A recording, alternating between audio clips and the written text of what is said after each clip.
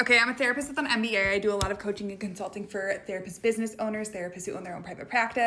And the question I get all the time is like, what is your top piece of business advice? And the good thing for all you therapists out there is the make or break thing, in my opinion, for pretty much any business is the relationships that you have with people. Businesses depend on relationships from like literally every aspect and every function.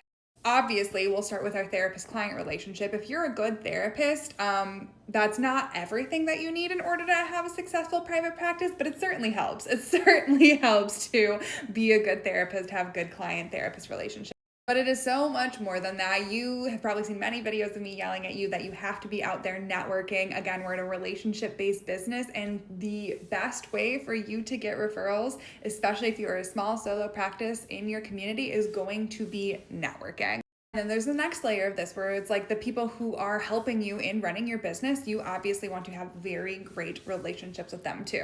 So think like your CPA, if you have, a biller, a receptionist, or some sort of admin assistant, a financial planner, a marketing person, you probably won't have all of those people as a solo independent practice owner. But the thing is, you want to start forming relationships with people like that naturally, so that as you continue to grow, people who you have relationships with and can trust to tap into as your business expands and grows.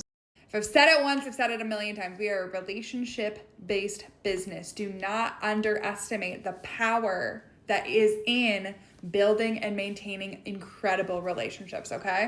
Something I say all the time is with therapy, there's a little bit of you either got it or you don't, it's really hard to learn to be a therapist if that's not something that's innately in you.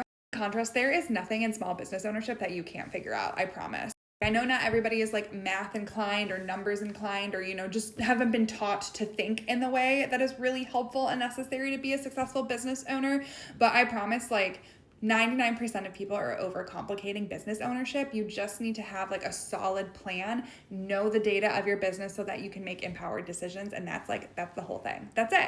So in my opinion, anybody can figure out the nuts and bolts of business. Not everybody can figure out the relationship piece. And that is, again, the most crucial. And turns out you're already an expert in that. So you're doing great. If you do want to learn or have questions or want to chat about some of the more practical pieces or just learn a little bit more about that, like I said, I do tons of business coaching and consulting. I have a link in my bio if you want to grab a one-on-one session.